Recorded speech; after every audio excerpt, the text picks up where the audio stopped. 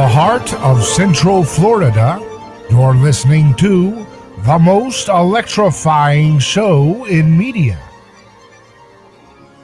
A Neighbor's Choice.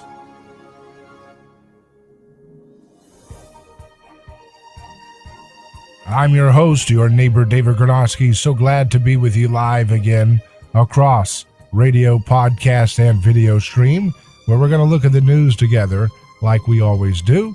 That means we're not going to have time for tribalism, groupthink, all that negativity that the corporate press wants to inundate us with. We want to cut through that noise and confusion and get to the facts, get to the abiding truths that we need to use in our life to navigate wild times of mass hysteria. That's one of the things that studying history does, is it provides you with context for the types of mass hysteria that we see in our time today. You get context, gives you an ability to see in a broader perspective, see trends, to see the benefits that human beings find throughout time, in different cultures, throughout different contexts of crises, mass delusion. And that's what we've gone through. A lot of mass delusion. I saw Alec Zeck tweeted out, "Nothing screams Western Mediterranean, free Krispy Kreme donuts, free cheeseburgers, free ice cream, and free Budweiser as rewards for receiving an experimental shot for a disease in a country that saw 80% of its hospitalizations in overweight or obese people." And it's points like that we need to think about, the broader picture of what we're in right now. As Joe Biden and the television continually try to pressure you, try to strong arm you into giving an experimental vaccine with no legal skin in the game to your children. This is something that we have to remind ourselves, is that your government and its media are incestuous, and to say the least, and they both are not honest, independent brokers about pharmaceutical products. When it comes to patented products that the big pharmaceutical companies roll out, you are not getting independent confirmation about the facts about these drugs when you hear them from the same companies that get those drugs manufacturers' advertising dollars all the time, as well as the same governments that are staffed with a revolving door relationship of big pharmaceutical executives. Do you see how it works? It's very simple. If we have discernment, if we have critical thinking in mind, we're not going to allow people to gaslight us using their perch of TV and all kinds of other, pressure, mechanisms that they have in front of us. We have to have vigilance. We have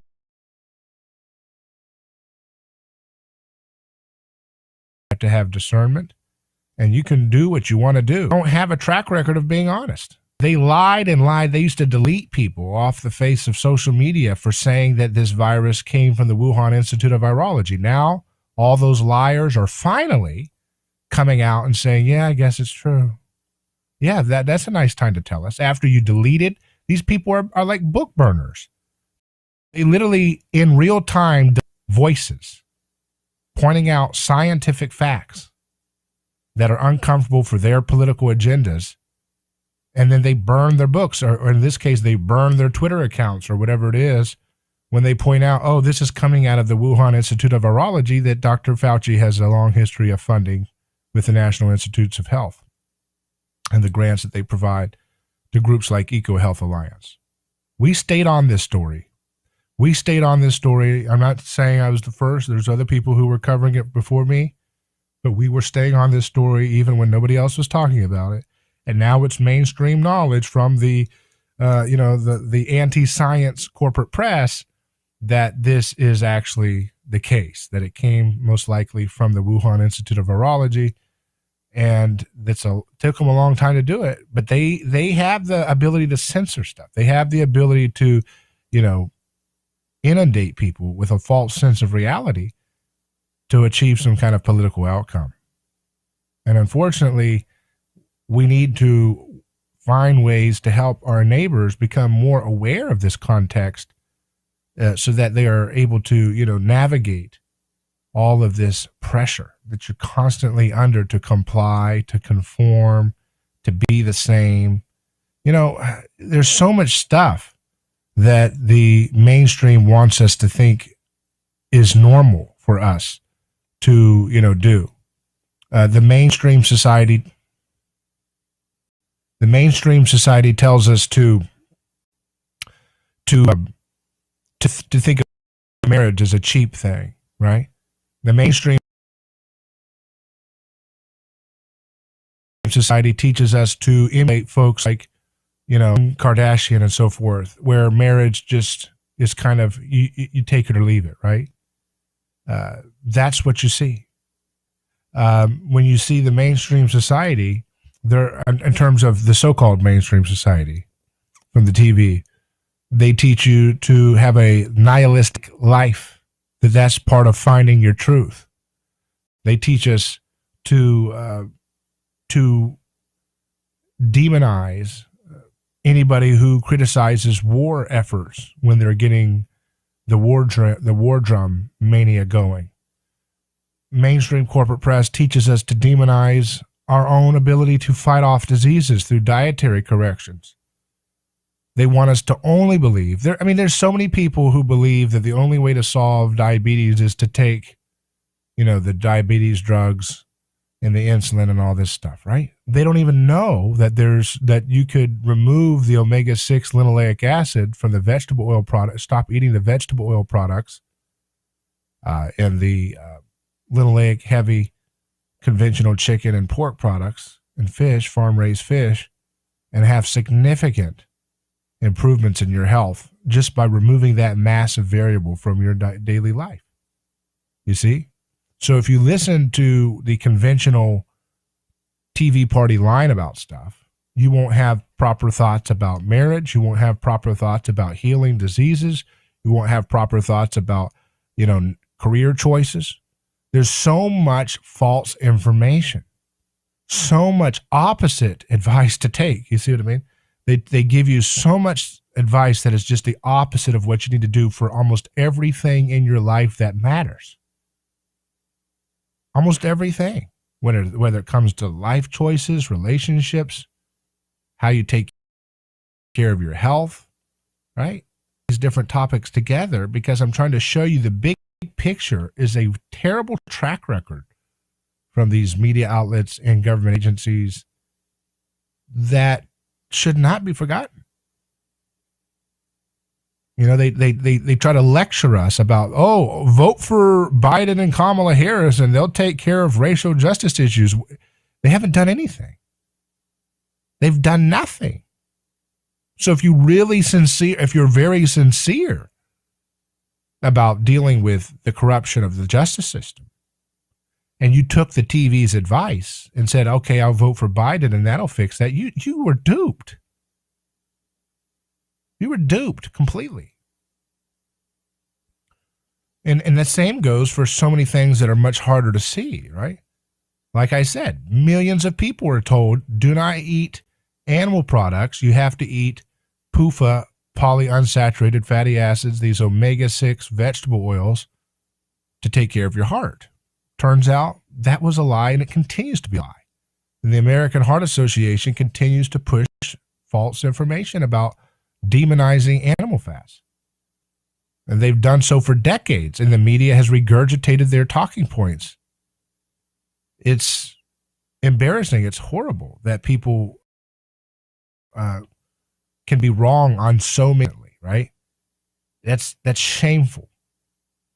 But because people who are wrong have such a monopoly on media because of their government interference in the media market, they're able to persist in, maintaining a lot of falsehoods without challenges coming through for a long time. And it's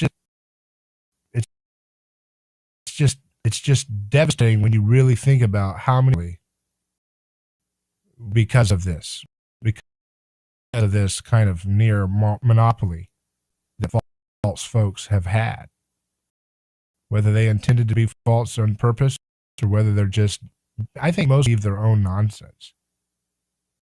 It doesn't take much for a person to believe their own lies. Sometimes it's not lies, it's just misinformation. But I mean, my goodness. It's so consistent over and over and over again. It's just hard to be, to give people the benefit of the doubt that acting in 100%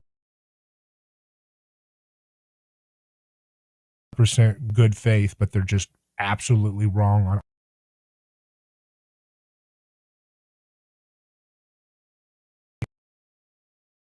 in health and families and all this story here about how this story that they've tried to no objections that you can have. The drug push that they do. Thomas Massie, the congressman from Kentucky, says, reminder, factcheck.org's vaccine fact-checking is funded by the RWJ Foundation, which holds $1.8 billion of Johnson & Johnson stock and is run by a former director of the CDC. Okay? So this is an example of what I'm talking about.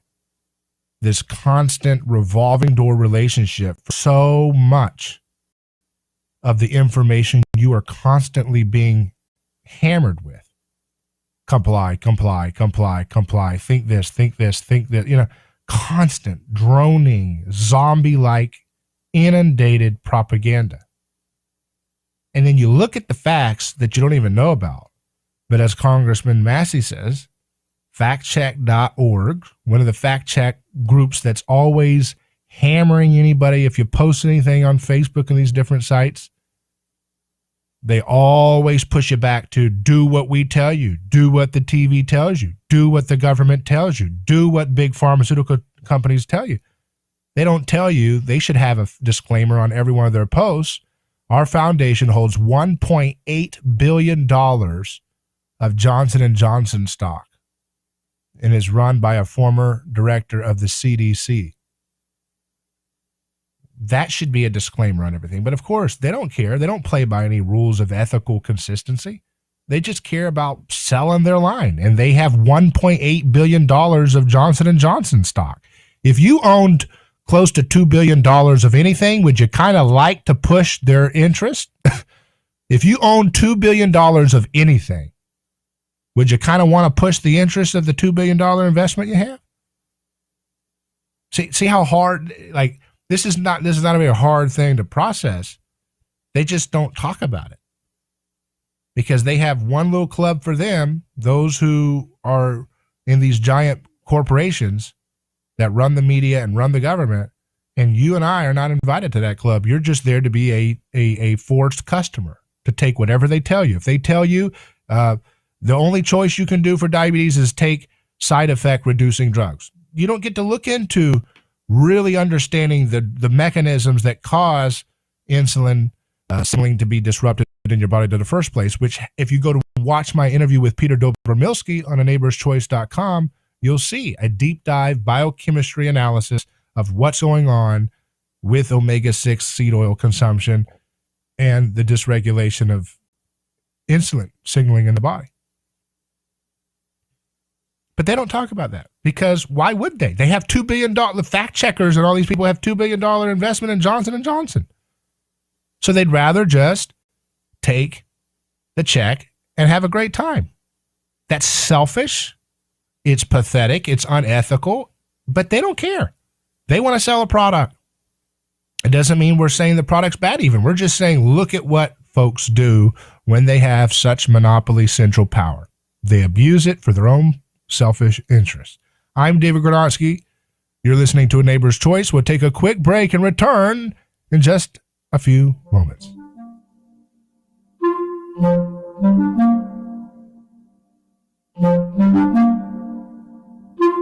David Gronowski here. Let me tell you about a man named Gabriel. Every day, Gabriel puts on his boots and drives across America to make sure our store shelves stay stocked with the food people count on. See, Gabriel served our country overseas. He knows that America stands for freedom, quality, and caring for others the way we would like to be treated. That's why when Gabriel saw food shelves getting low during the pandemic, he hit the road as a driver with Oakley Transport. In the land of the free, where no one should go hungry, we need heroes like Gabriel to help keep America fed. CDLA driving professionals, join Oakley Transport today. Keep America fed. Visit oakleytransport.com or call them today at 1-877-8. That's 1-877-8-TINKER. Are you ready to transform your career? Jess Smith was too. She was stuck in a job that was controlling her life, consuming her free time, and offering little opportunity for growing her pay. Then she found FinTech Mortgage Association, and she never looked back. FinTech Mortgage Association makes home lending simple, and they take care of home buyers like family. Using technology to make everyone's life easier, FinTech Mortgage Association equips each of their loan solutions architects with the tools they need to build a career with a schedule they control, a product they can take pride in, and an earning potential that is life-changing. Unleash your true potential. Join FinTech Mortgage Association. Visit finmay.com. That's FINMAE.com. You're in charge now. NMLS ID 1492187. Equal housing lender.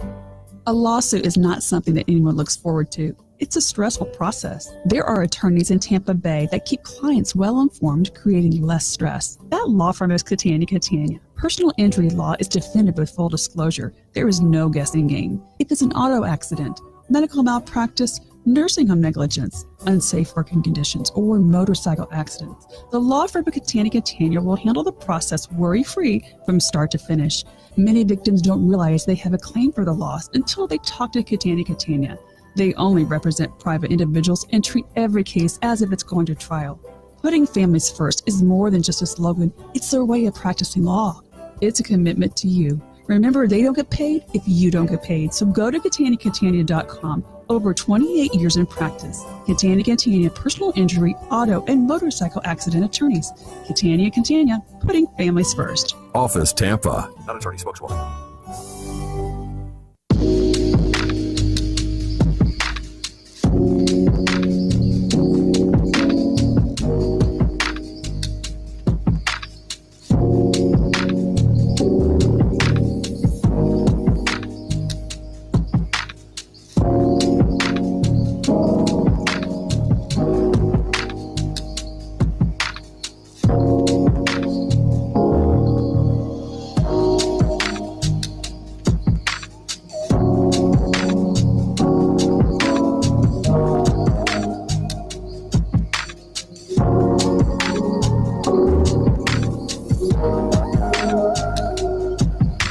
Neighbor's Choice returns. So,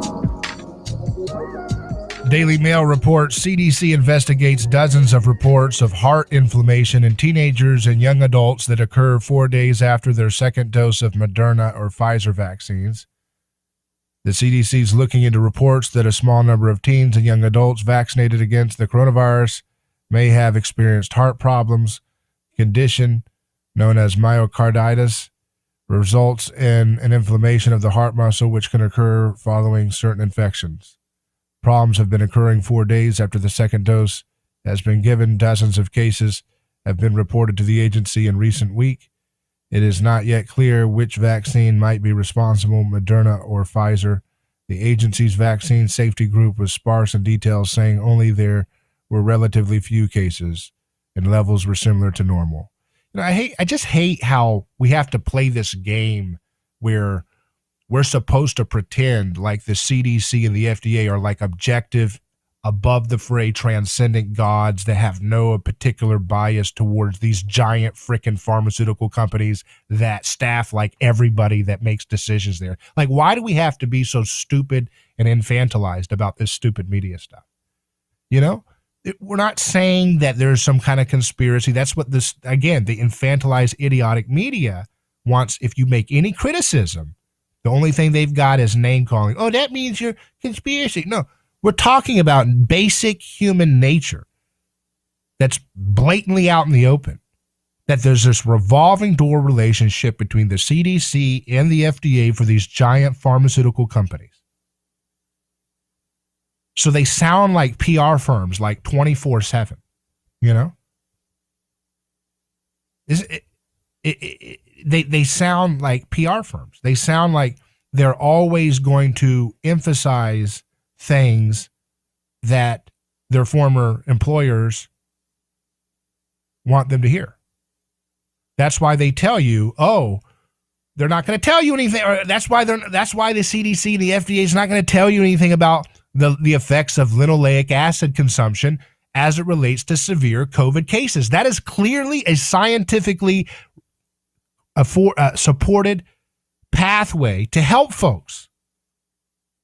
But does Pfizer and Johnson & Johnson have a product that helps you eliminate linoleic acid? Apparently not yet. You see? So we're supposed to just like act like there's some kind of above the fray independent company, even though you can literally look at all of the staff having a relationship, either past, present, or future, in a very cozy way with the companies that have the products that they're supposed to be giving us independent analysis for.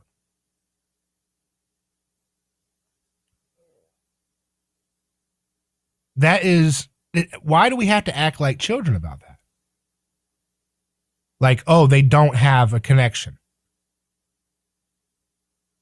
We're just supposed to act like, oh, this is an independent group that's just how happens to always push us towards the answer is always a pharmaceutical patented drug. Any disease you have. That's all pharmaceutical, that's all the government and that's all the media ever tells us. They never tell us that if you have a problem, you can fix it sometimes without intervention with expensive treatments. They never tell you that. Do you ever hear that?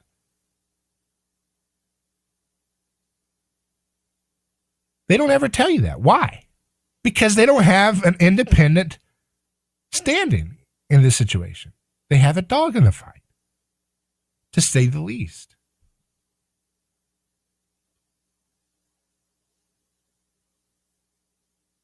Christopher says there are connections, just not the nefarious ones implied. Who's implying a nefarious? This is called human nature. They have a revolving door relationship with all of the select giant pharmaceutical companies that monopolize medicine today. You look at the FDA leadership, you look at the CDC, do you want me to provide the receipts or can we do this ourselves? This is what it's always the case. You do not see people who do not have a very deep and abiding relationship with pharmaceutical companies on their board. It's always people who have a very, very deep connection with these companies. And they happen to make billions of dollars. And it's amazing how people who act like they're liberals about everything, as soon as you question TV-approved science, they start getting really nervous. Oh, my goodness, you're making nefarious connections. What are you talking about? You're supposed to be skeptical of monopoly, big corporate power with legal immunity. Why are we supposed to not be skeptical of that? It's absolutely absurd and completely naive to not be skeptical of monopoly corporate power backed by the state. Totally, insanely naive. Back in a moment.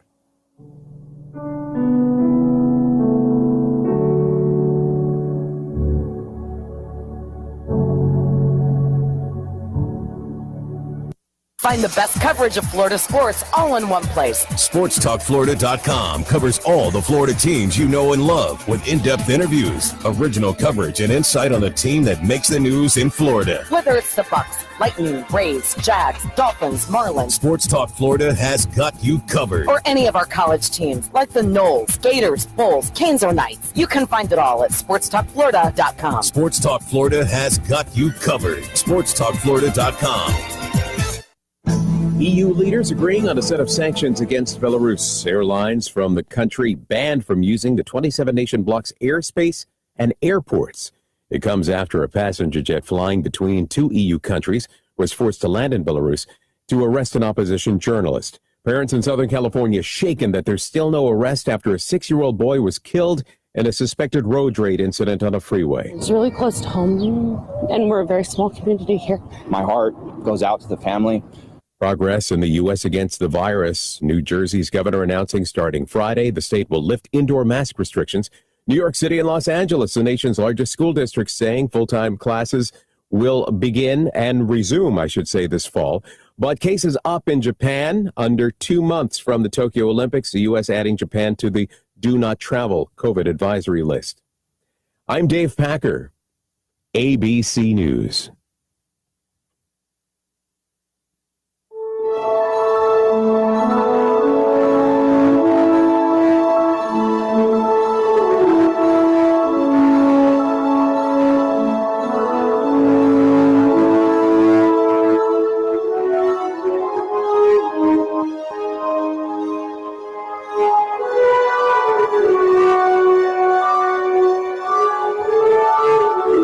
See, it takes a little interdisciplinary and common sense to be able to make sense of how insane the times we're living in can be, right?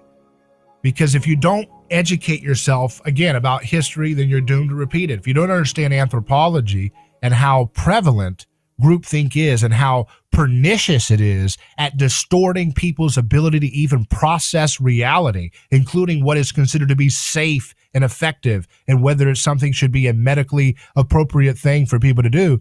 If you don't take into the consideration the long, deep history or anthropology of human society, right, into what you see in the current times, then you're just a total reactive, you're just reacting to stimulus on the TV and Facebook fact checkers who have $2 billion in investment with Johnson & Johnson. It's embarrassing how reactive we become, how completely powerless we become when we are not educating ourselves about history. And you can't expect the TV to do that for you too.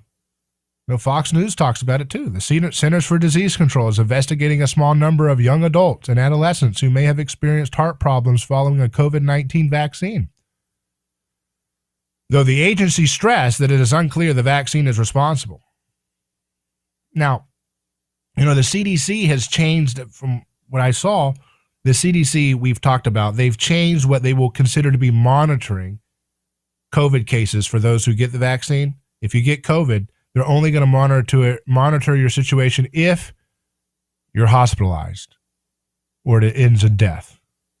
Remember, they didn't do that before. They didn't do that before. They did not do that before. They were counting every little case. They were counting every little case they could. Even when they were most of them were asymptomatic. But now they're only going to count, and the CDC said, cases, if you get vaccinated, where it results in hospitalization or death. That's not science, okay? And I'm tired of apologists who want to act, they have convinced themselves that they have some kind of righteous justice because they have drunk the Kool-Aid of big pharmaceutical company-owned media and government agencies. And they don't want to have to wake up to the fact that they have made mistakes in being so gullibly, naively trusting of biased sources of information.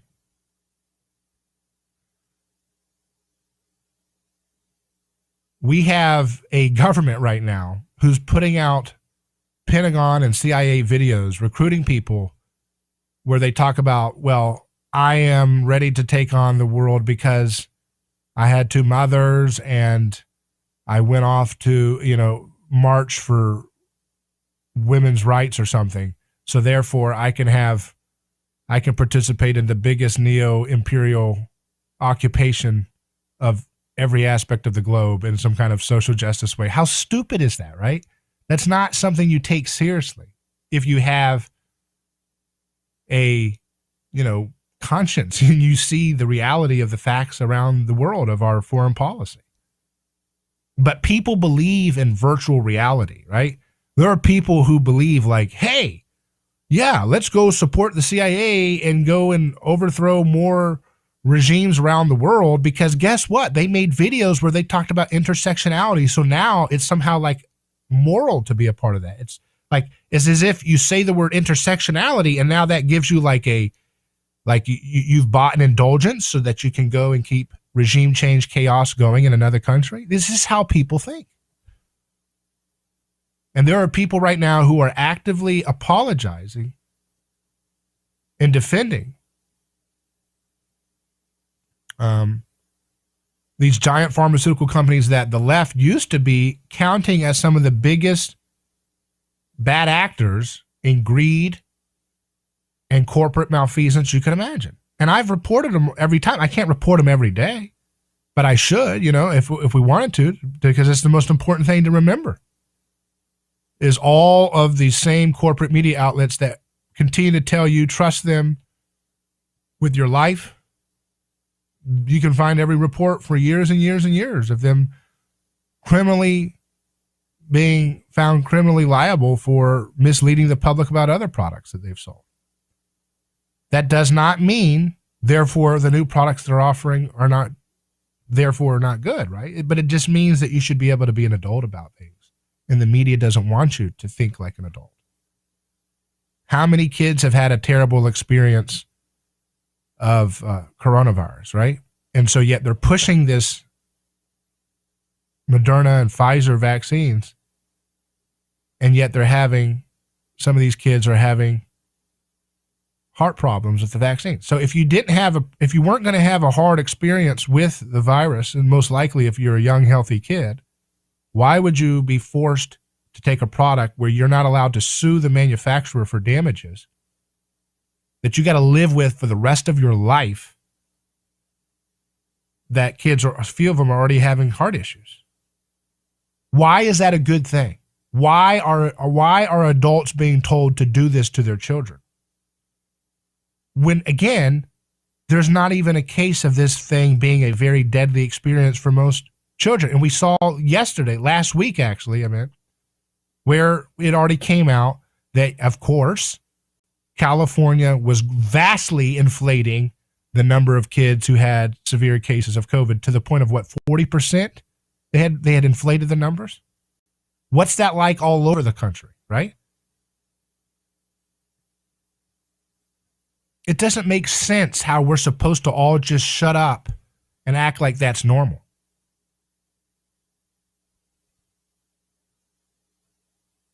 That you're supposed to just sit back and just say, yeah, let's put a vaccine with no legal so the kid gets it and they have a heart issue. If they had gotten the virus, they may not have had a problem, as millions and most people have had, especially when you're young and you haven't had decades of consuming government-subsidized vegetable oils in your body, which causes the leukotoxin, which, as you'll see tonight in my exclusive interview with UC Davis professor Bruce Hammock and J. Bruce German, who have been studying linoleic acid, which is the vegetable oil problem that I've been telling you about.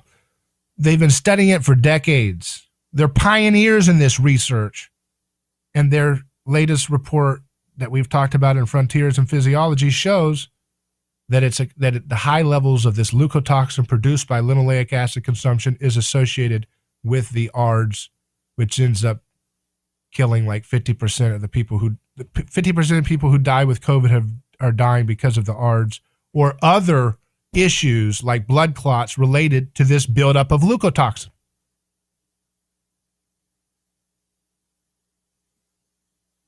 Meanwhile, I got people in comment saying asymptomatic vectors. Well, you can have, as we've seen, they don't have any real strong data to suggest that if you, so he's saying, I guess this guy is saying that's an excuse to push and pressure children to get a vaccine at their young life where there's no legal liability for the manufacturer. They've got to live with this the rest of their life, and he thinks that's the case because he's heard the media tell him that over and over again. That's the case to push a product onto a kid so young in life when they're not going to even have a severe case of this thing.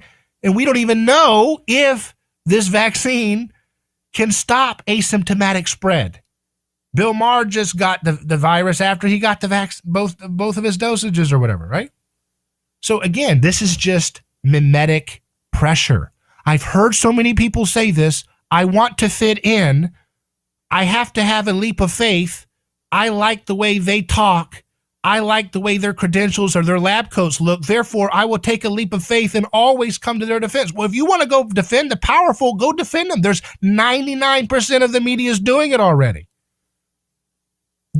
There's plenty of opportunity. Go look on YouTube. Every YouTube video is curated with these little influencers who give these propaganda pushing of the vaccine on every channel that they promote.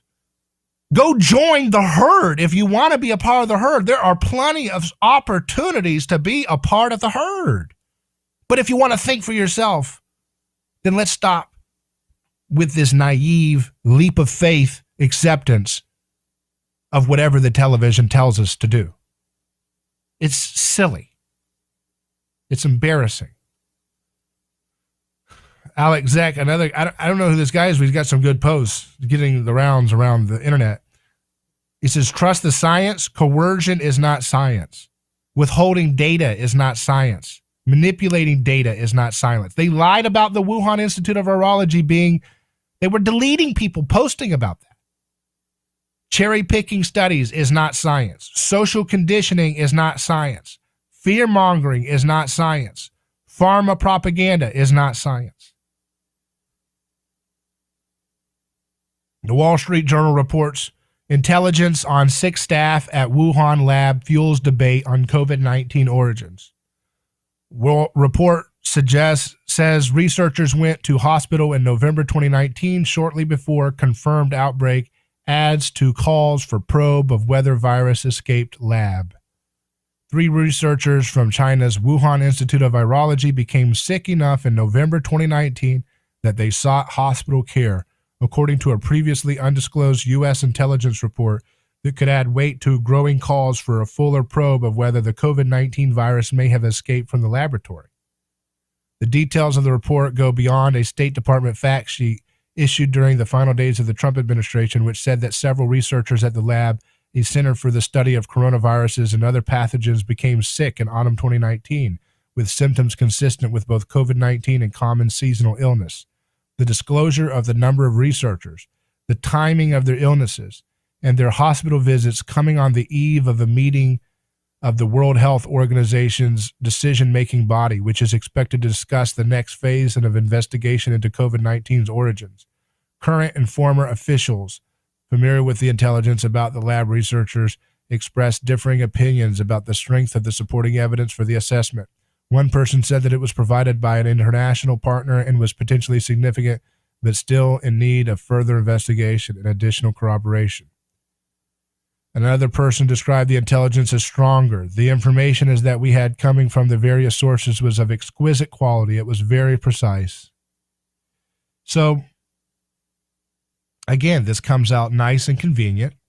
They couldn't do this when Trump was in office because he was pointing out that it was most likely coming from the lab. And Trump was going off script. Trump was saying, hey, why don't you take these generic drugs too? He was also going on script by doing a dutiful job of being a president that is in the service of giant pharmaceutical new patented drugs. He did that too. He did the vaccine thing. But he would also say, hey, here's these things, Z-Pak and Hydroxy, here's these things that you might want to look at too in the meantime. And you can't do that when your government, if your government is owned by pharmaceutical companies and their allies, like they invest so much more specifically to your government's bureaucracy and representatives than you yourself do. So if your government's owned by Big Pharma, which the left used to be honest about, now they want to act like that never happened. It's so stupid and embarrassing. But if the left, if big pharmaceutical companies have such a control over what your government says, why would they want to hear somebody who's got the biggest microphone in all of the world, say, hey, take generic drugs too, maybe. You can't make money off of generic drugs. You can't make money off of generic drugs that are past the patent. I mean, that's totally off script. If you hire somebody to be a PR firm for you and they're all over there talking about other things that are not going to make you the money you were trying to make with the PR you're doing, then you'd have to get rid of them, wouldn't you?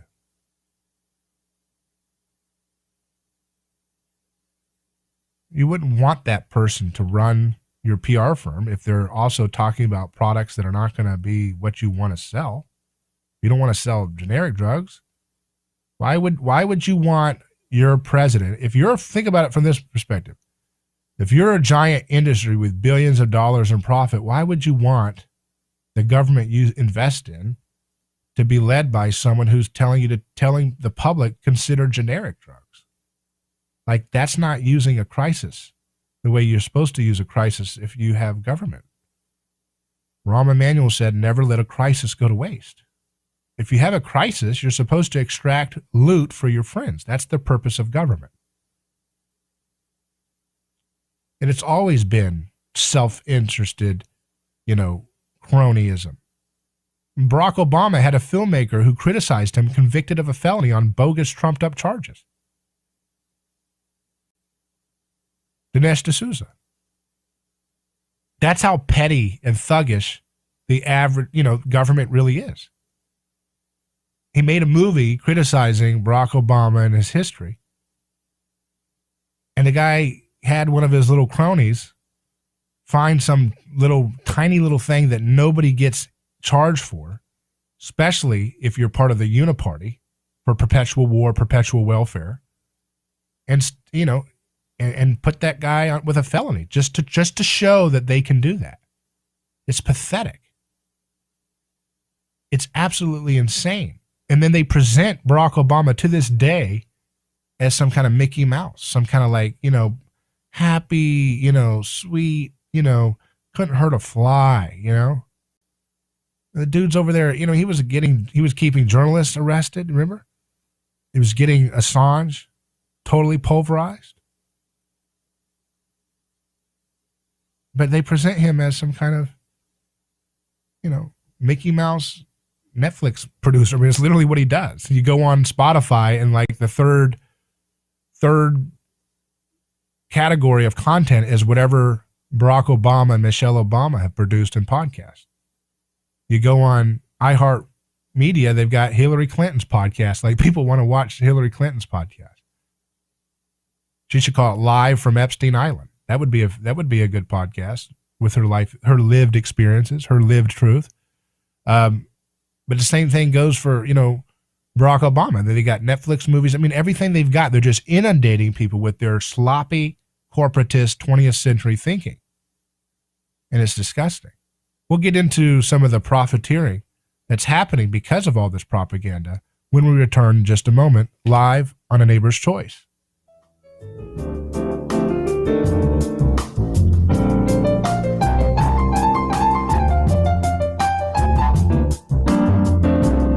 Hello, this is David Gronowski with A Neighbor's Choice. I've got a mission for you. I'm a big believer in eating family farm-raised, high-quality, grass-fed beef. That's why I'm a frequent customer of White Oak Pasture, a 6th-generation beautiful farm in southwest Georgia. Support sustainable, delicious meat of the highest quality. Ask for White Oak Pasture's beef at your local grocery here in Florida, or go to whiteoakpastures.com, and first-time customers get 20% off on purchases with our exclusive coupon code NEIGHBOR. Who is your neighbor?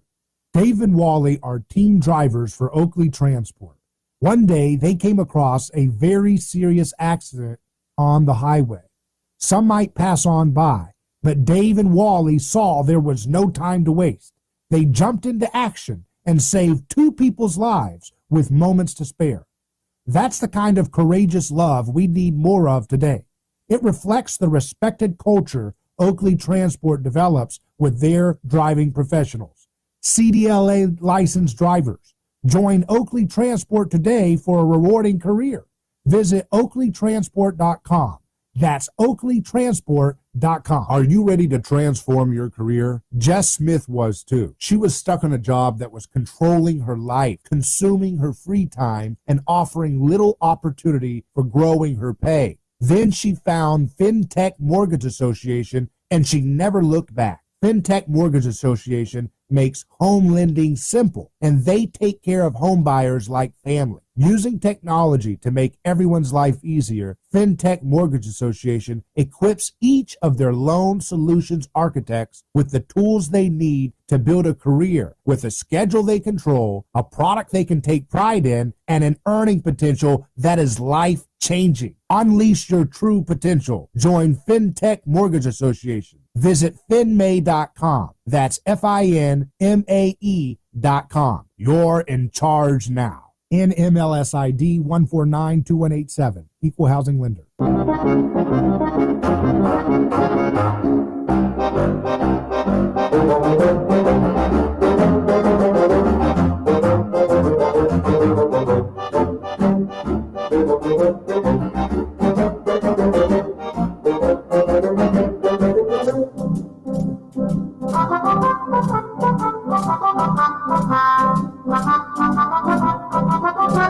So the mainstream left is the party of corporations, giant corporations, and the Republican establishment are right there with them. So that's what happens whenever you say, hey, the mainstream left supports corporations. You'll hear someone say they'll say, well, Republicans do too. It's like, well, yeah, we've said that.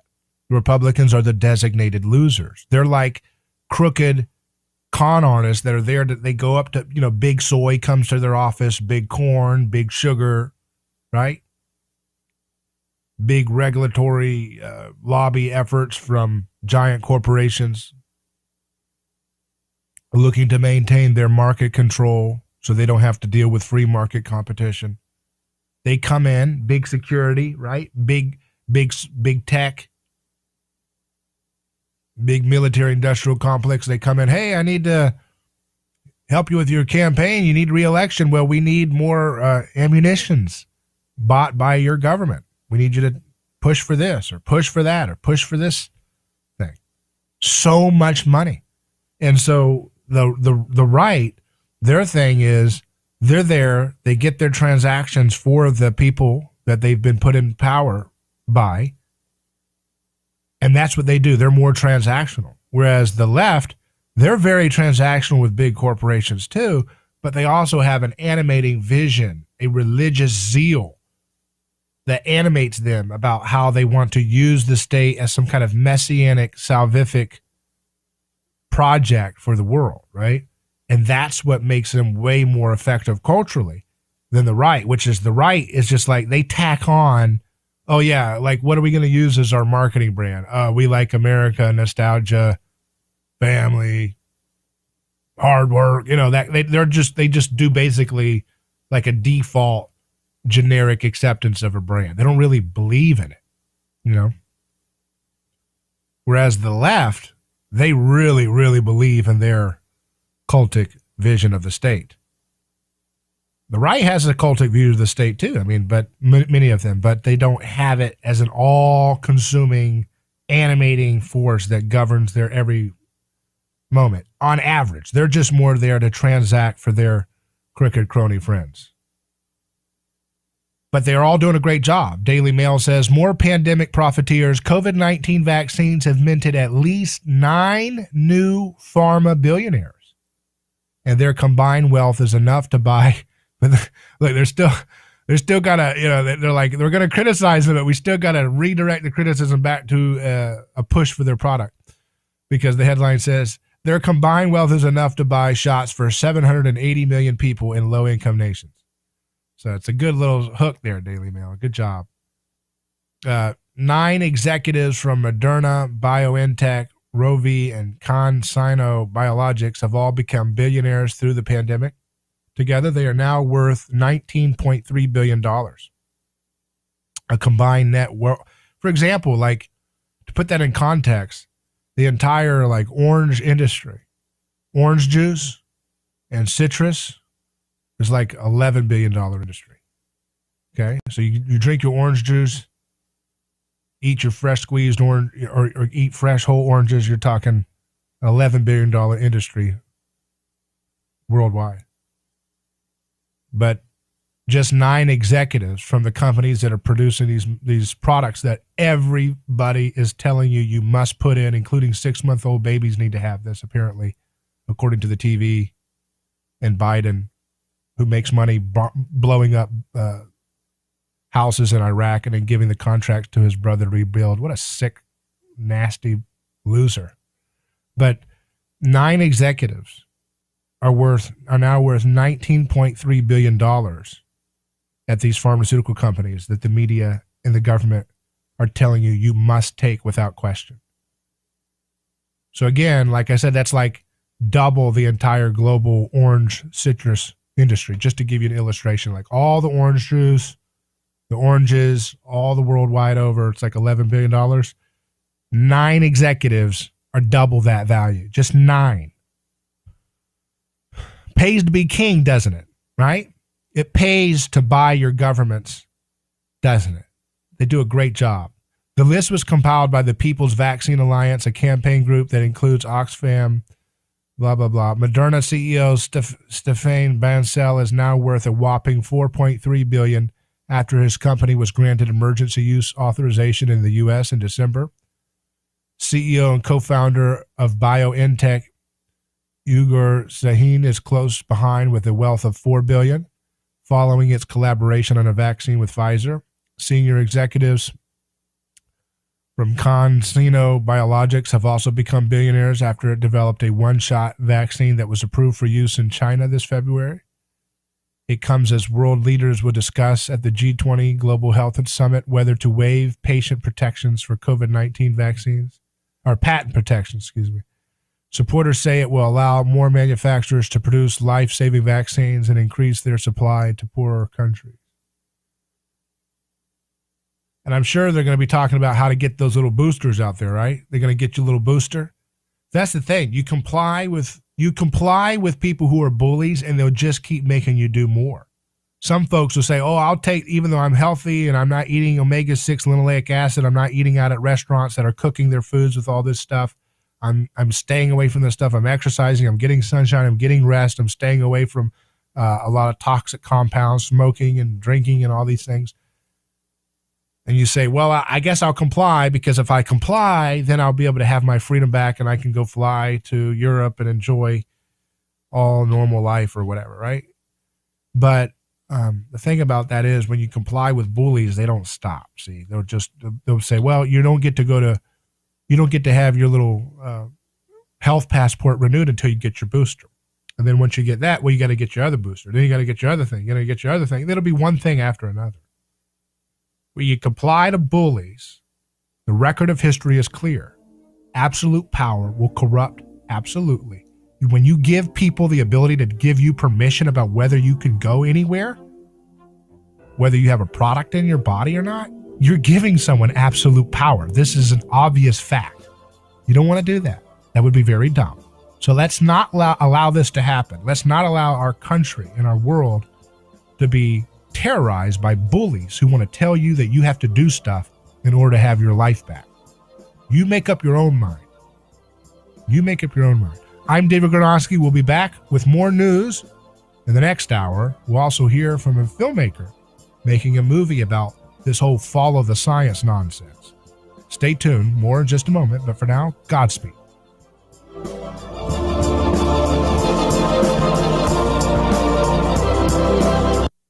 Your home for news, talk, and information. 1040 WHBO Pinellas Park. Tampa Bay's all new News Talk 1040. It's the only way I get news. From ABC News, I'm Dave Packer. A major milestone in the nation's battle against COVID-19. The 2 biggest school districts in the country announcing classes will resume full day, 5 days a week this fall. On the heels of New York announcing full-time on-campus learning will resume this fall, now Los Angeles is saying the same. In the fall, LA schools will be full day, 5 days a week. Superintendent Austin Butner indicates the school day will not be totally normal. We expect students and staff will continue to wear masks until more children have been vaccinated. LA will also offer online virtual learning for students whose parents decide it's not yet safe for them to return in the fall. Alex Stone, ABC News, Los Angeles. Also today, New Jersey's governor announcing starting this Friday, the state will lift indoor mask restrictions with some caveats. You must remain masked while you're on an airplane, a bus, a train, or other forms of public transportation. Airspace and airports in all 27 European Union nations closed to Belarus carriers, and a growing number of world airlines saying they'll avoid Belarus airspace. This after its authoritarian regime was accused of using a fake bomb threat to force a plane to land in Minsk to arrest an opposition journalist on board. White House Press Secretary Jen Psaki today. It constitutes a brazen affront to international peace and security by the regime. We demand an immediate, international, transparent, and credible investigation of this incident. Breaking this hour, military officers in Mali rounding up and arresting the president, prime minister, and defense minister of the country hours after a government reshuffle left out two members of the junta that seized power in a coup 9 months ago, earlier in the West African nation. The U.S. State Department issuing a COVID-19 travel warning against traveling to Japan less than 2 months before the Tokyo Olympics. The warning that even fully vaccinated travelers could be a risk of spreading COVID variants. It could cripple business before the Tokyo Olympic Games, just 2 months away. You're listening to ABC News. Paid for by government.com. Have you heard? A recent stash of 1893 $10 Gold Liberty coins has been found. These gorgeous 1893p gold coins are as bright and shiny as the day they were struck, and less than 25 of these gold coins are available. Coin experts are calling this gold find an incredible opportunity. Just call government.com at 1-800-333-2210, and you are guaranteed a mint condition 1893 $10 Gold Liberty, struck at the iconic Philadelphia Mint, but with extremely limited availability. You must call now. These 1893 gold coins are still in uncirculated condition. That is 128 years of history you can hold in your hand. To learn more, call 1-800-333-2210. Call now and you'll receive a free American Coin Collector's Bonus Package, a $40 value, free with every order. Call 1-800-333-2210 now to secure your 1893p Gold Liberty coins before they sell out. That's 1-800-333-2210. The U.S. Supreme Court refusing a case that would have inserted the justices into the national debate over qualified immunity for police officers. As the nation wrestles with cases involving use of force by police, the U.S. Supreme Court declined to hear Jose Olivas.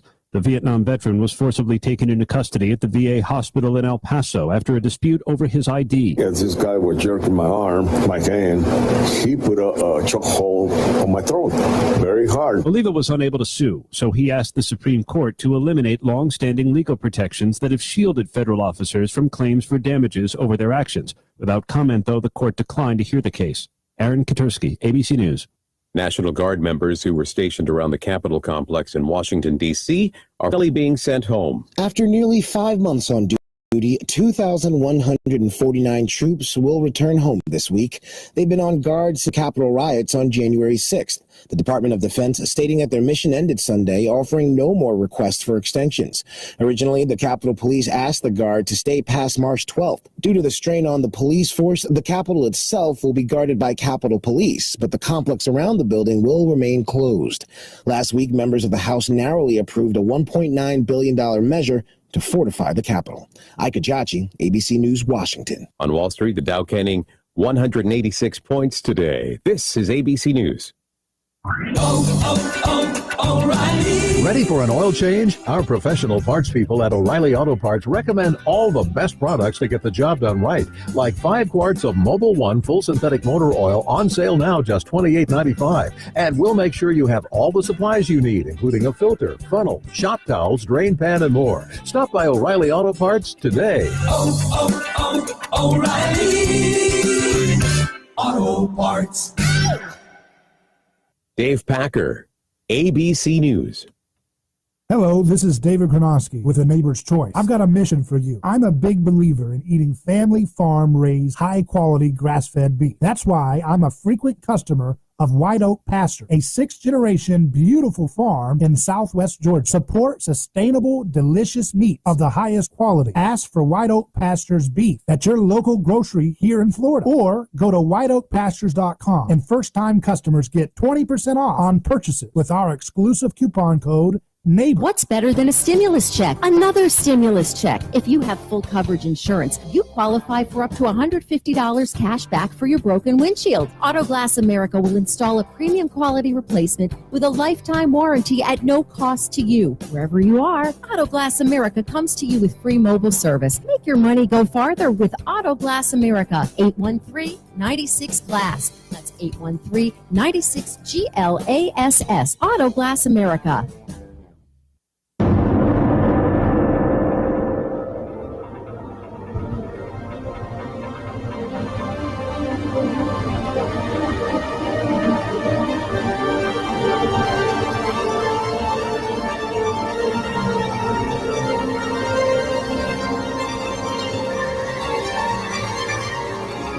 A Neighbor's Choice is live, and I'm your host, David Gronowski. So glad to be back with you for our second hour of today's broadcast. We're live on radio, podcast, video stream, all found at aneighborschoice.com. Remember, if you want to listen live to the audio stream, you can do so at aneighborschoice.com if you're not in your car for your radio affiliate, wherever you're listening. You can also go to aneighborschoice.com to listen to the live.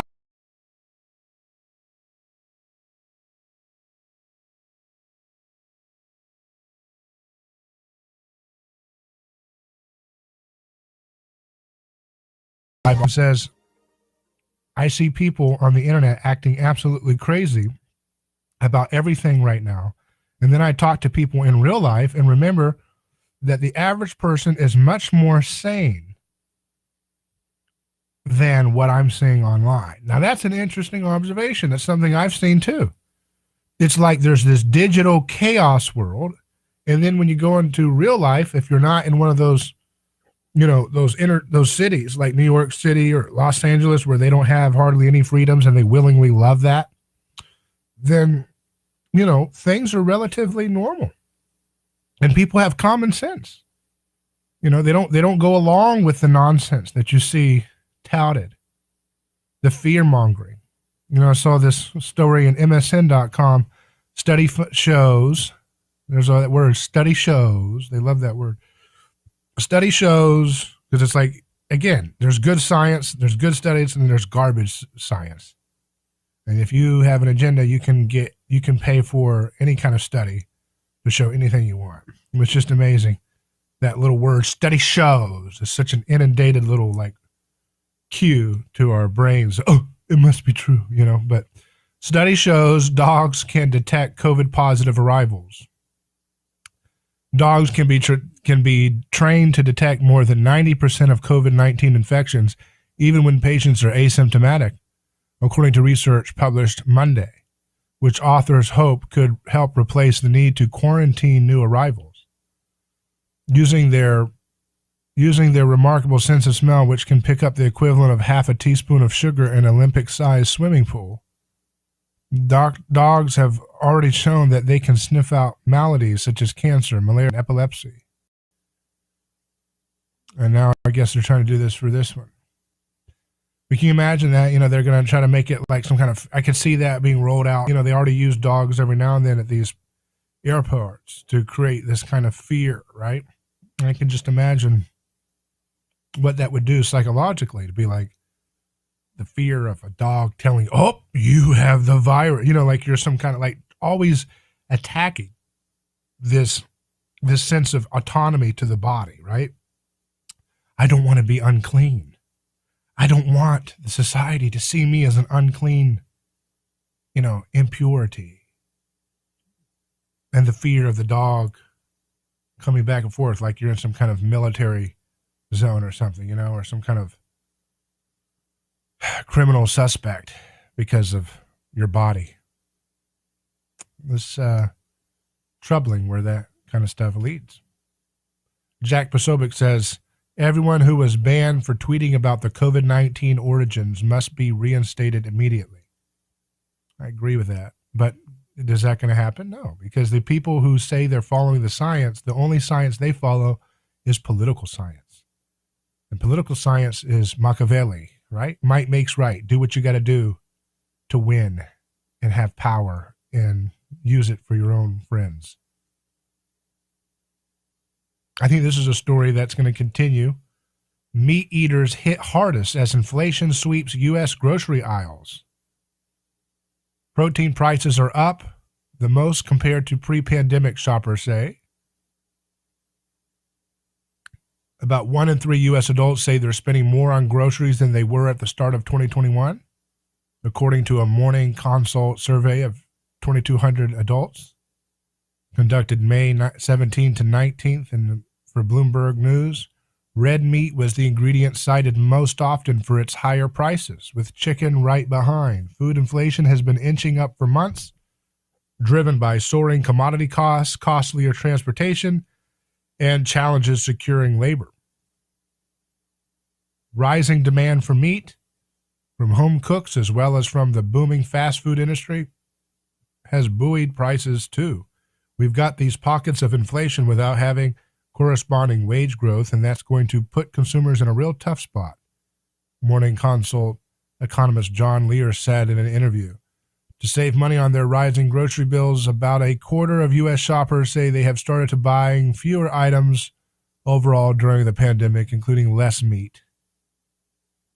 So I think, again, that's another potential crisis in the making that they can use to say, they're always inundating people with, oh, you've got to stop eating red meat, and, oh, you need to go vegan if you can. And it's really nice and easier to do that if red meat becomes extremely expensive to afford.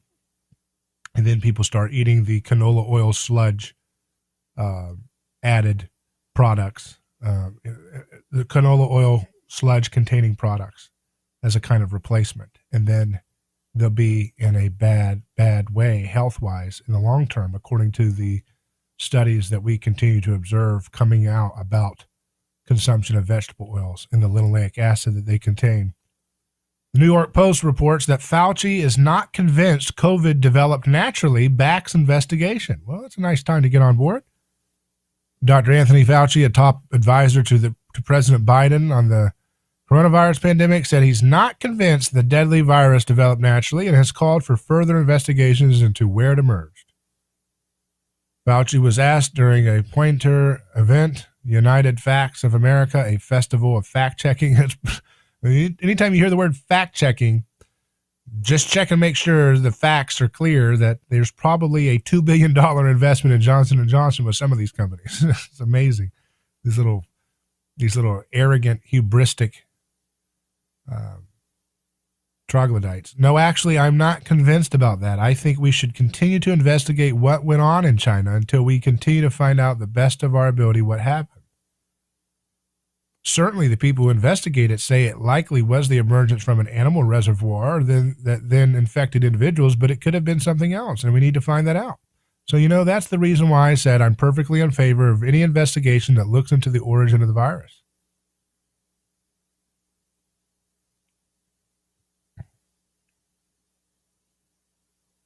So that'll be interesting to see what happens with that storyline.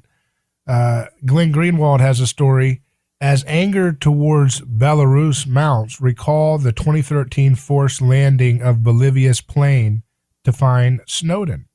What Belarus did, while illegal, is not unprecedented. The dangerous tactic was pioneered by the same U.S. and EU officials now righteously condemning it.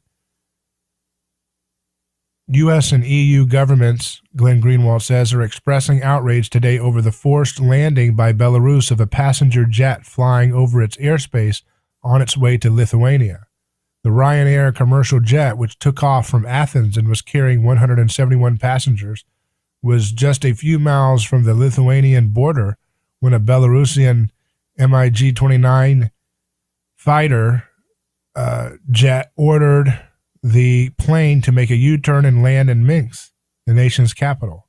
On board that Ryanair flight was a leading Belarusian opposition figure, 26-year-old Roman Protasevich, who, fearing arrest, had fled his country in 2019 to live in exile in neighboring Lithuania. The opposition figure had traveled to Athens to attend a conference on economics with Belarus's primary opposition leader, Svetlana Tikhanovskaya, and was attempting to return home to Lithuania when the plane was forcibly diverted. Protasevich, when he was a teenager, became a dissident opposed to Belarus's longtime authoritarian leader, Alexander Lukashenko, and has only intensified his opposition in recent years. When Lukashenko last year was, quote, reelected to his sixth term as president in a sham election, the largest and most sustained anti-Lukashenko protests in years erupted. Protasevich, even while in exile, was a leading oppositional voice, using an anti-Lukashenko channel on Telegram, one of the few remaining outlets dissidents have to voice criticisms of the regime. For those activities, he was formally charged with various national security crimes and then last November was placed on the official terrorist list by Belarus's intelligence services, still called the KGB from its days as a Soviet republic. Lukashenko's own press service said the fighter jet was deployed on orders of the leader himself, telling the Ryanair pilot that they believed there was a bomb or other threat to the plane on board. When the plane landed in Minsk, an hour-long search was conducted and found no bomb or any other instrument that could endanger the plane's safety, and the plane was then permitted to take off and land 30 minutes later at its intended destination in Lithuania. But 2 passengers were missing. Anger over the incident from American and European governments came swiftly and vehemently. We strongly condemn Lukashenko's regime's brazen and shocking act to divert a commercial flight and arrest a journalist, said U.S. Secretary of State Anthony Blinken. There is little doubt that the forced landing of this plane by Belarus with the clear intention to arrest Protasevich is illegal under numerous conventions and treaties governing airspace. Any forced landing of a jet carries dangers, and safe international air travel would be impossible if countries could force planes flying with permission over their airspace to land in order to seize passengers who might be on board. This act by Belarus merits all the condemnation it is receiving. Yet news accounts in the West, which are depicting this incident as some sort of unprecedented assault on legal conventions governing air travel and basic decency observed by law-abiding nations, are whitewashing history. Attempts from the U.S. officials such as Blinken and EU bureaucrats in Brussels to cast the Belarusians' behavior as some sort of rogue deviation unthinkable for any law-respecting democracy are particularly galling and deceitful. In 2013, the U.S. and key EU states pioneered the tactic used by Lukashenko. They did so as part of a failed scheme to detain and arrest the NSA whistleblower Edward Snowden. That incident at the time caused global shock and outrage precisely because 8 years ago it was truly an unprecedented assault on the values and conventions they are now invoking to condemn Belarus. In July of that year, the democratically elected president of Bolivia, Evo Morales, had traveled to Russia for a routine international conference attended by countries which export natural gas. At the time of Morales' trip, Edward Snowden was in the middle of a bizarre 5-week ordeal where he was stranded in the international transit zone of the Sheremetyevo airport in Moscow, unable to board a flight to leave Russia or exit the airport to enter Russia. So this is something that our government has pioneered. And because we don't seem to care about moral principles in this country, our government at least doesn't, they now use the same condemnation that they now condemn the very acts that they have done themselves to try to get Edward Snowden. So this is just an indication that if we don't get a moral foundation back in this country with a vision of hope that can get us moving into the future, we're not going to have a civilization for long. Because you cannot, it won't be anything like what you expect in terms of having safety and security and vibrancy. There's many countries that have limped along with lack of infrastructure, lack of trust, lack of quality, lack of honesty, lack of contract, lack of liberty, right? Lack of security and safety, and they live in squalor because of not being able to get foundations of liberty and virtue and free markets and private contract established.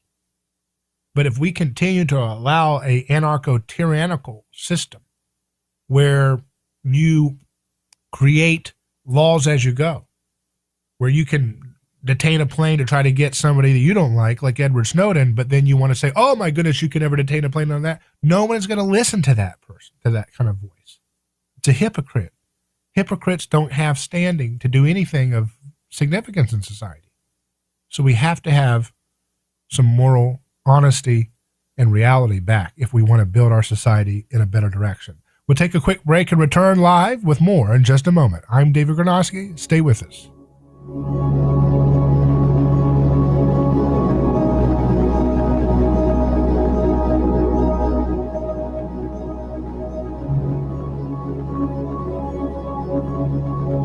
David Granosky here. Let me tell you about a man named Gabriel. Every day, Gabriel puts on his boots and drives across America to make sure our store shelves stay stocked with the food people count on. See, Gabriel served our country overseas.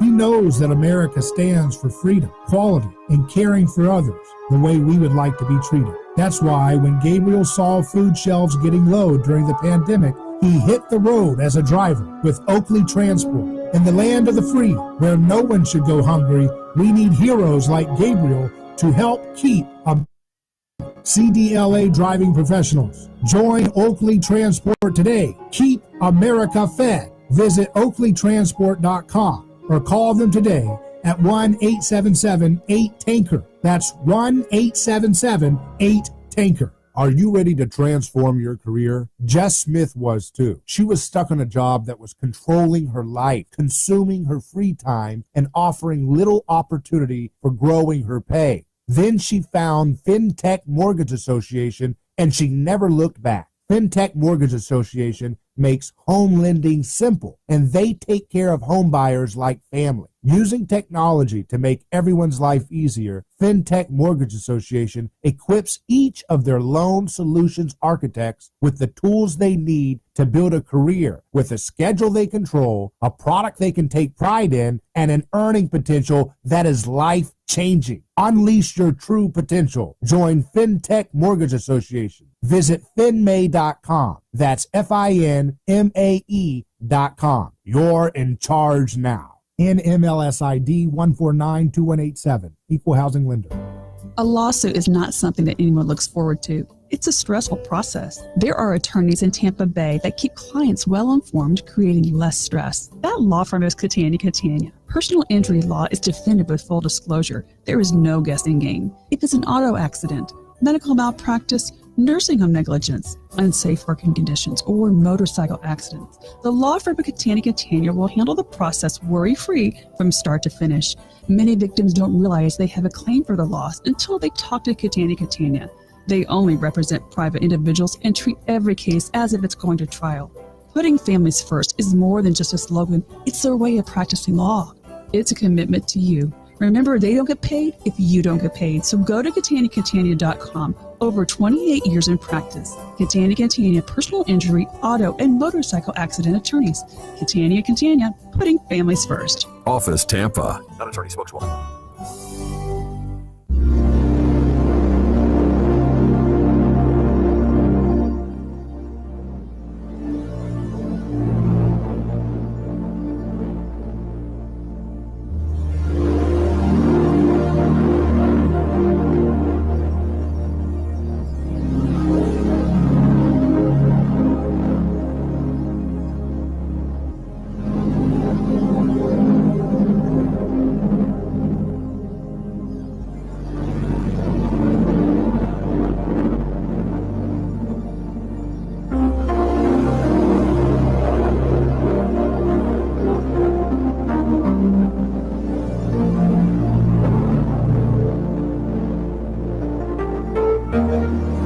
Neighbor's Choice is back as we look at more news stories. This story, Collective Evolution, says Sweden says PCR tests cannot be used to determine whether someone is contagious. The facts The Swedish Public Health Agency has a notice on their website explaining how and why the PCR tests are not useful in determining if someone is infected with COVID or if someone can transmit it to others. Why has this issue not been brought up within mainstream discussion? Why is health policy being decided by cases of which we don't know how many are infectious using PCR tests? According to the Swedish Public Health Agency, PCR technology cannot distinguish between viruses capable of infecting cells and viruses that have been neutralized in the immune system. As a result, these tests cannot be used to determine whether someone is contagious or not. They emphasize what many other experts in the field have been emphasizing during the entire pandemic, that RNA from the virus can often be detected for weeks, sometimes months after the illness, but does not mean that you are still contagious. There are also several scientific studies that suggest that the contagion of COVID-19 is greatest at the disease period. Even if RNA is detected at any time, this does not mean you're infectious and capable of infecting others. This is true. PCR tests can be positive for up to 100 days after an exposure to the virus. PCR tests do nothing more than confirm the presence of fragments of viral RNA of the target SARS-CoV-2 virus in someone's nose. While a person with COVID-19 is infectious for a 1 to 2 week period, non-viable, harmless viral SARS-CoV-2 fragments remain in the nose and can be detected by a PCR test for up to 100 days after exposure. A recent article published in the Lancet Medical Journal explains that PCR tests can be positive for up to 5 times longer than the time an infected person is actually infectious. They explain that up to 75% of positive individuals are most likely post-infectious. As a result, the Swedish government recommends assessing COVID infections and freedom from infections based on stable clinical improvement with freedom from fever for at least 2 days and that at least 7 days have passed since the onset of symptoms. For those who have had more pronounced symptoms, at least 14 days after the illness, and for the very sickest, individual assessment by the treating doctor. So that'd be interesting to see if that has any legs. Peter Hitchens has a story in the Daily Mail saying, "I remember inflation wrecking lives and I can see it coming back." He says, "Most of the people in charge of this country can't remember what inflation is like. I can, and it scares me.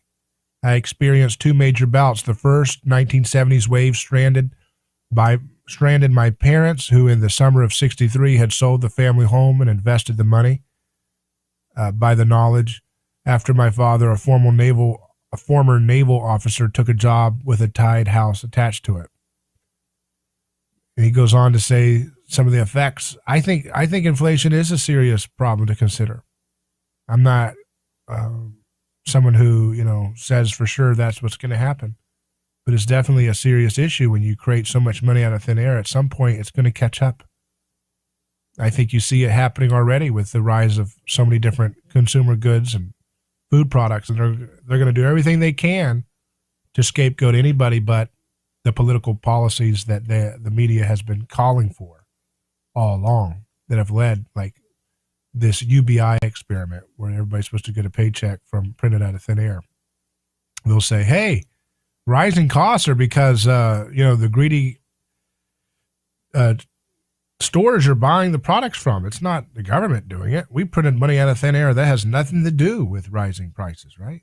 Well, they'll do anything they can to deflect responsibility for the consequences of their policies. They want to take all the upside and none of the downside of whatever they want, which is why would you want a society run like that? If politicians want all the credit for all the upside and they use all of their media allies to create narratives to deflect all of the downside, then why would you want your society run like that? That means you're not going to have a consistent, honest, integrity-based society. This is why we need to have a decentralized society with skin in the game, closer to our neighborhoods and our families, our local communities deciding things, not top-down dictators. We'll take a break and return with a filmmaker making a movie about this follow the science idea. Back in a moment.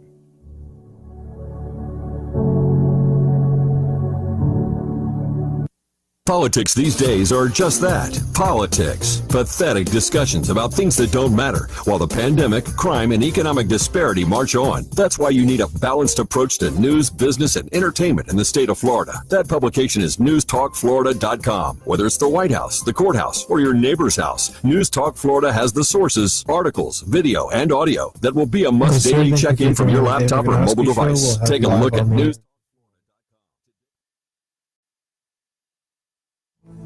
President Biden says the U.S. must do more to prepare for extreme weather. We don't have a moment to lose in preparing for 2021. Mr. Biden on a visit to FEMA headquarters today, announcing a federal initiative which gives $1 billion to help states and smaller communities. Masks indoors will soon be optional in New Jersey. Governor Phil Murphy. Because of the tremendous progress we've made over the past several weeks in particular, today I'm signing an executive order that will lift the statewide indoor mask mandate. This Friday, May 28th. Two of the nation's largest school districts, Los Angeles Unified and New York City, say public schools will return to in-person learning this fall, both requiring masks.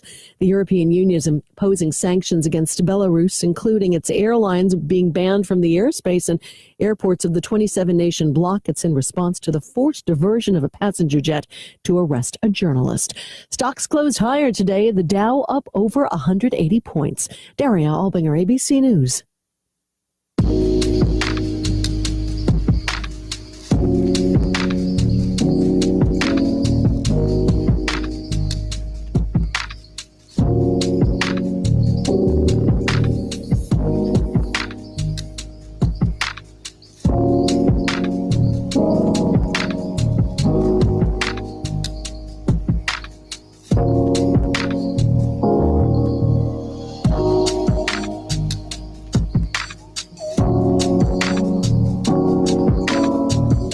As I've mentioned before, we have to have better art. We have to have provocative, interesting, entertaining, inspiring art in all different forms if we're going to have a better society for our kids and grandchildren when our time is up. And so there is a real interest with my show about highlighting art, and we've had many directors and producers of films and composers on our show. And so in that spirit, I wanted to have on our guest now, Scott, who's one of the producers behind a new film that's looking at the political response to the pandemic. It's entitled Follow the Science on Lockdowns and Liberty. How you doing, Scott? I'm good. How are you? I'm doing great. It's great having you on the show. Thanks so much for having me. I really appreciate it. Yeah, so let's talk about your film a little bit. Tell me what the overall premise of the film is and what led you to create it. Sure, you bet. Well, as most people listening probably know, lockdowns have been sold as a critical tool to fight the pandemic. Most people believe that it was necessary and made a big difference, but an independent scientific review of the data, separate from the political spin about it, suggests a really different story. And our documentary, which we're creating in two different phases, it'll be a short film first and then a longer project later, probably next year. These projects aim to challenge that prevailing narrative by illuminating the real data, the politically suppressed debate, and all the stories of people across our country and across the world whose lives have been really decimated and destroyed by these policies. That's basically. That sounds very compelling. So what are some of the key points that you think are needing to be highlighted in terms of the data there? You mentioned that the science is showing a different story from the narratives we're hearing. Yeah. Well, there are two sources that we're largely drawing on at this point. I mean, we'll be doing a lot of research, but there's an organization called PANDA, which stands for Pandemic Data and Analysis. And one of their co-founders, Nick Hudson, is a collaborator with us.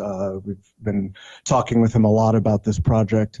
And there's also a Twitter feed, ENMSC. And it was really the charts from this fellow that got our attention and got us thinking about this. And he's not a scientist. He's a statistician, basically, a guy who knows how to crunch numbers and studied a lot about crunching numbers. And Early on in the pandemic, he started throwing the numbers from the CDC and the World Health Organization into charts and looking carefully at what was going on and charting the points where lockdowns were instituted, where mask mandates were instituted. And he basically started to see that there was essentially, statistically, no difference. You can look at a good example is North Dakota and South Dakota. South Dakota, which did not lock down, did not have mask mandates, has fewer cases, fewer deaths than North Dakota, which had fairly substantial invasive measures. And he started looking at this data around the country and around the world, and the same story keeps appearing. Obviously, there are variations from place to place, and there are lots of reasons that there are variations, and there's a lot that we still don't understand about all of this. But the big picture is that these invasive measures that really disrupted so many people's lives made no difference. Right. And how come they don't make any difference? What is it about? Is it that there's, what have you found some particular mechanism for explaining this for people who are sold on the TV narrative? Well, look, I'm not a scientist, and I don't claim to be. And I think a lot of that speculation, and part of our project with this is to avoid speculation. In the documentary, we really want to just stick to as much science as we can. But there are a number of reasons that people think this might be the case. How COVID was transmitted, there was a lot of debate very early on about how it was transmitted. And what seems to be emerging is that most of the transmission occurred in medical facilities, nursing homes, and hospitals, and in homes, not in grocery stores or bars or restaurants or parks, certainly not outdoors. And mostly through aerosol, not through surfaces. So, MIT recently released a study that showed that the 6-foot distancing rule is basically completely false. They said maybe 60 feet would be more accurate. And if we're going to have social distancing of 60 feet, we basically have to shut down the world entirely. So that's not realistic. Those things bring to light the fact that separating people out doesn't prevent the transmission of the disease. And in fact, if you look at the World Health Organization's recommendations for how to deal with pandemics prior to COVID, they said pretty plainly, lockdowns, social distancing don't solve the transmission of most pandemics and should be avoided. So who knows why all of that was changed once this came into place, but the scientific consensus prior to this pandemic was not to institute things like that. Why do you think there was such a heavy-handed approach with this one? Do you think it's just a cultural change that all the governments around the world, for the most part, want to go along with such a heavy-handed approach? Or was it something about, some people have said it's because they were trying to, and at least in America, get rid of Donald Trump, but that doesn't explain why it's persisted so long after his departure. And of course, it doesn't really explain the pernicious insistence on doing this in other countries, like around the world, that are unrelated to ours. So what's your take on why they do this? That's kind of beyond my scope as a producer on this project to speculate about that. I honestly, I probably have some ideas about it, but I'm not sure I could substantiate any of them in any reasonable way. So it's not something that I would speculate on so much. We certainly want to talk about the mechanism of how they succeeded in doing it. Because, one of the things that was shocking to me, and certainly one of the motivating principles for me about why I wanted to do this project, was to examine how could we go from being, ostensibly one of the freest countries on earth to a place where it was common for people to be prevented from going and running their business. A year ago, I never would have even contemplated that could have been possible here. And certainly one of the major tools for that was putting people into a state of fear where they were willing to not only give up their rights, but demand that other people do the same thing. And that fear was projected 24 hours a day through most media channels. And it's not just fear, it's also the way the data was presented. There was never really a serious scientific debate about these matters. There were ideas that were promulgated through the media that were basically sold wholesale to not only the American public, but the entire world. And there was data that was largely overlooked. One of the things, if you look at the Twitter charts we were talking about before, you can see that I think Rhode Island was one of these states where they instituted mask mandates. There was a lot of press about the fact that these mask mandates were instituted. The numbers went dramatically down, and they claimed victory, saying, look at how these mask mandates worked. Then the numbers started climbing up rapidly. And there was no reporting about the fact that those numbers were climbing rapidly. They claimed victory based on the results, but they didn't address the fact that the numbers then completely changed course, and they didn't talk about why that might be the case. It's a omission of data and the sin of omission. It's really a sin to act like you're coming from a scientific viewpoint, but then not give all of the information and really practice science as opposed to what I think is more politically motivated science. Now, you said you're going to release a 20, is it a short video, right? How long? 20 to 30 minutes? Our plan is to do a 20 to 30 minute project in the fall. And the reason we've done that is that we have a concern that there may be a resurgence of cases in the fall and then obviously a resurgence of these policies. So we wanted to get something out as quickly as we could in order to at least influence the debate, if we can do that. And then, the longer form project, we're planning on having done sometime in the early part of next year, because we want to do this right. And doing a full length project takes a lot of time, a lot of resources, good research, planning. And I should mention, if it's okay with you, we have a fundraising site. We're working hard to get all the money raised for this project, and we really we need substantial funds to do this well, because we want to hire all the right kind of talent and have the right team on board to get it done right. So that site is fundraiser.com/followthescience, and fundraiser is spelled a little strange. It's FUNDRAZR.com. We're right now at about one quarter of our midterm goal for the project of $300,000. So we invite people to become a part of the process with us. We feel like this is a really critical project. It's not just something that interests us. We feel like it's in part, saving civilization, not to be too grandiose about it, but our fear is that politicians have seen what people will do when they're put in a state of fear. How quickly they're willing to turn over and give up their rights. And once that's been tried, tested, and has worked, it can be used for any number of issues. There certainly will be other pandemics and other risks. Life is about risk. We can't avoid risk.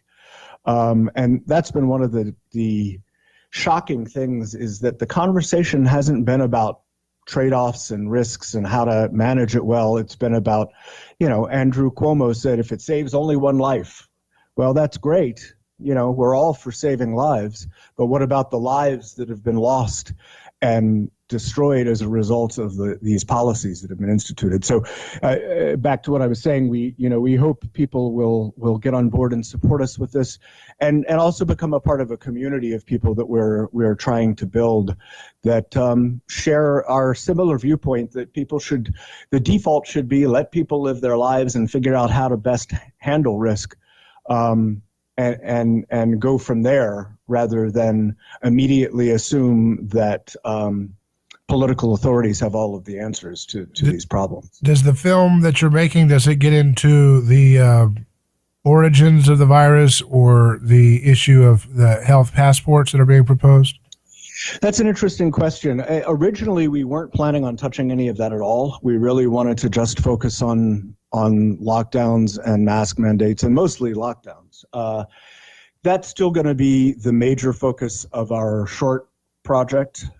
We have been talking recently, though, about making our longer project even longer than we originally intended, maybe moving from a feature-length documentary to a docu-series with a number of episodes. And as information seems to be evolving about the origins and as the debate is raging about vaccines and vaccine passports, we think that maybe those are issues that we need to take on. We're still not sure about that fully. We're in the process of developing this project, so it's kind of changing on a daily basis as new voices are brought in and as the news changes about those kinds of things. So I think we probably will be touching on them as we move along.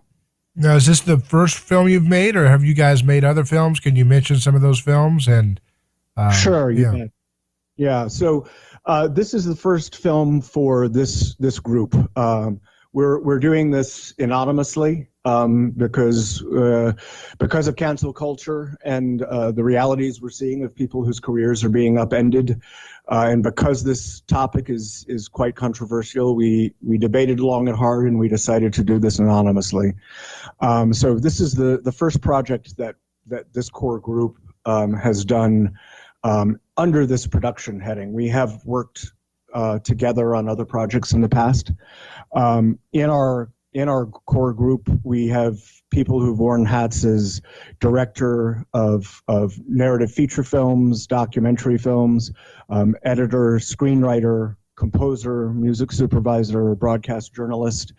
And amongst us, we've worked on all kinds of media, feature films, documentaries, TV series, commercials, web series. Just some names to throw out there of projects that we've worked on have been the feature film Crazy Rich Asians, the Fast and Furious franchise, Gone Girl, Dateline NBC, The Today Show, Magnum PI. And we've worked for clients such as Disney, Warner Brothers, A&E, Discovery, Princess Cruises.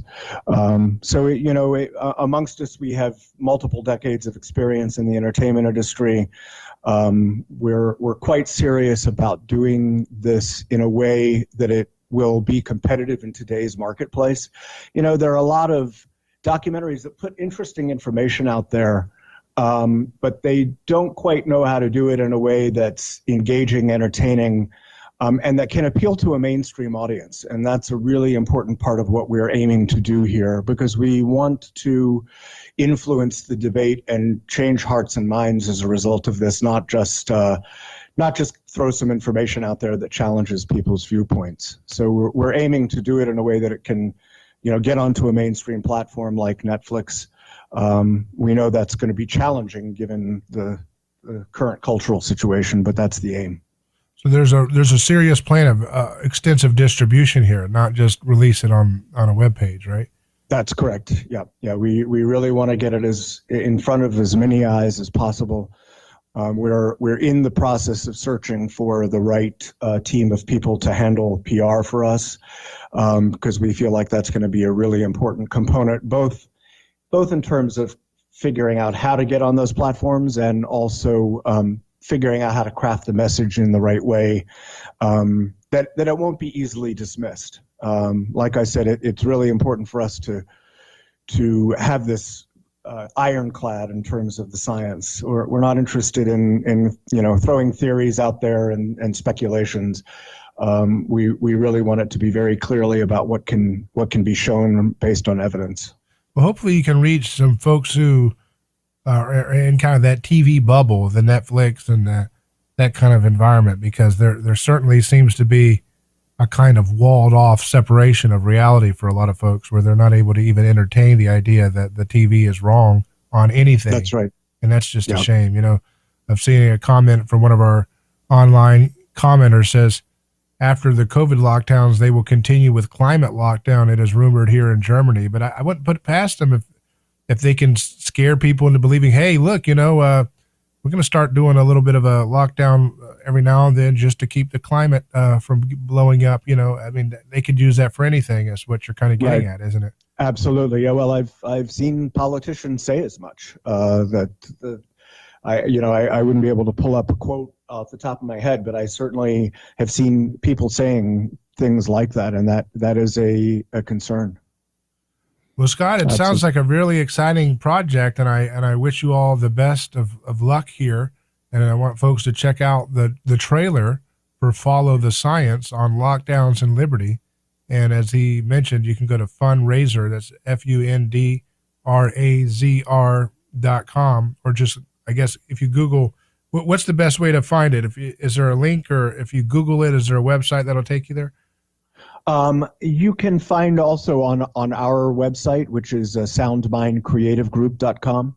Okay. There's a link there to the fundraiser, but yeah, fundraiser.com/follow the science. I should also mention on our website, there's a portal for people to send us stories.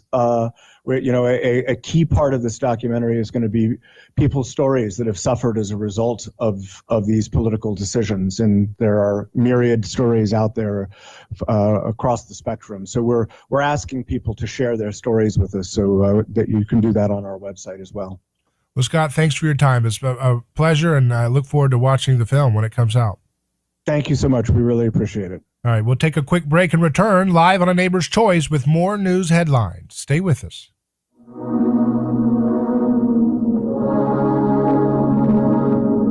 Hello, this is David Gronowski with A Neighbor's Choice. I've got a mission for you. I'm a big believer in eating family farm-raised, high-quality grass-fed beef. That's why I'm a frequent customer of White Oak Pasture, a sixth-generation beef farm in Southwest Georgia. Support sustainable, delicious meat of the highest quality. Ask for White Oak Pastures beef at your local grocery here in Florida, or go to whiteoakpastures.com, and first-time customers get 20% off on purchases with our exclusive coupon code NATE. Who is your neighbor?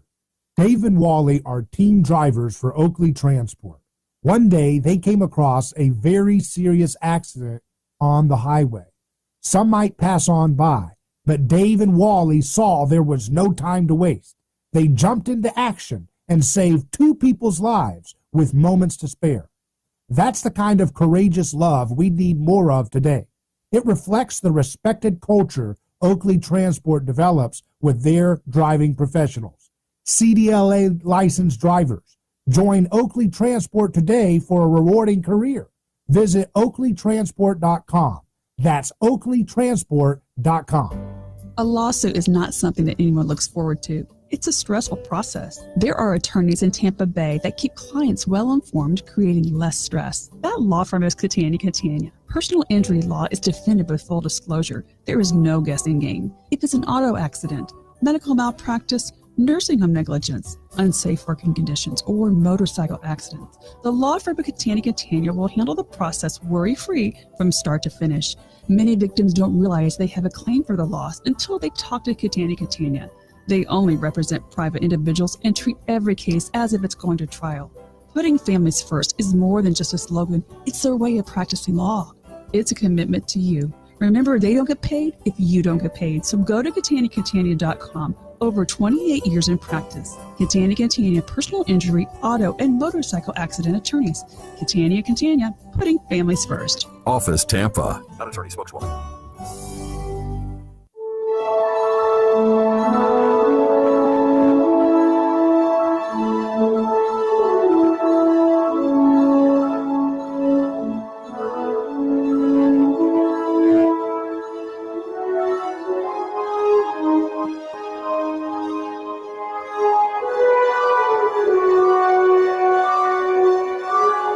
Neighbor's Choice returns. David Gronowski, your host here.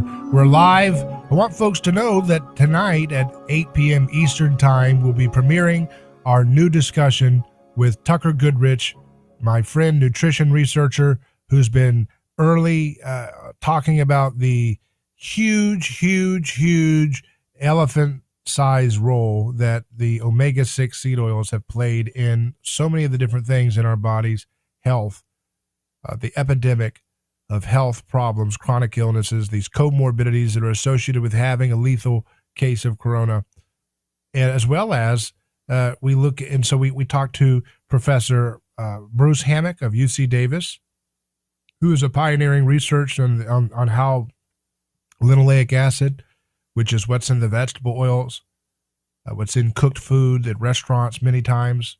You've got to be careful about this stuff. I don't, look, I'm not going to do the whole thing where we just talk about politics and don't give practical help for people. If there's some truth here that we need to share with people, we need to share it then, right? And that means be careful about these things. Over consuming these vegetable oils are in so much. When you go to restaurants, you think you're doing keto. Like I say, you're getting food that's cooked oftentimes with oils. You're going to ask for them to not cook that if they can with those types of products. Canola, soybean, corn oil, these different oils are very bad because they're associated with not only the comorbidities, which are devastating people, but also, as Bruce Hammock of UC Davis points out, at 8 p.m. Eastern tonight on our YouTube channel and our website, you'll see that the buildup of leukotoxin, which is directly connected to the consumption of these omega-6 seed oils, is what's found with folks who have the severe cases of ARDS, the acute respiratory disease syndrome that ends up killing so many people who have COVID. All of these things can be avoided if we just take care of our body. I'm not saying it's a 100% fact. I'm saying there are factors here that can be understood scientifically. He also gets into how pain medicines actively work on mechanisms like reducing arachidonic acid, which contributes to the pain, I guess, that people have. And that's what they take. Aspirin, these other products are actually trying to remove the effects of omega-6 seed oil consumption. So it turns out that increased pain effects can be attributed to and associated with having high amounts of this leukotoxin, which is caused in this seed oil consumption.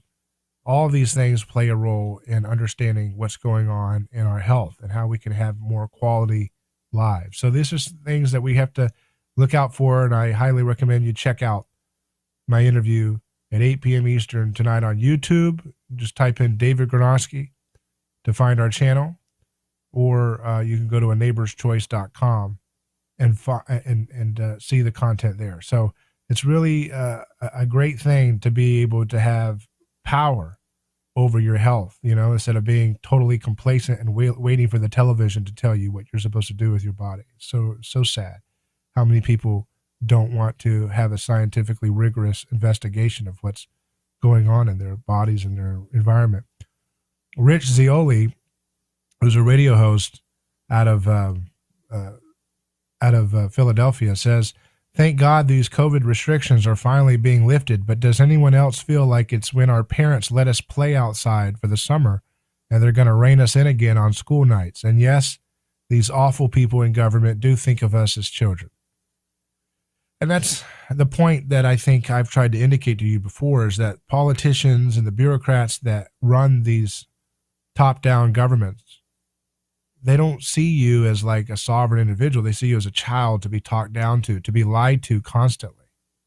And it's just something that they've lied over and over and over again. They lied when we were trying to talk openly about the dangers of lockdowns, the lack of science backing putting masks, especially on outdoors settings, and putting them on kids. And now they're trying to browbeat people who challenge them when they want to put vaccines into 6-month babies. So it's sick. Jimmy Dore, the comedian, says, "Got my second Moderna shot on April 17th, 2021. Have had body and joint pain and general flu-like symptoms ever since, most recently experiencing wicked stiff neck on same side the shot was administered. This is over a month now. So hopefully Jimmy Dore gets back into full health recovery." I'm David Granosky. It's great speaking with you. Email me hello@aneighborschoice.com. Godspeed. Your home for news, talk, and information. 1040 WHBO Pinellas Park, Tampa Bay's all.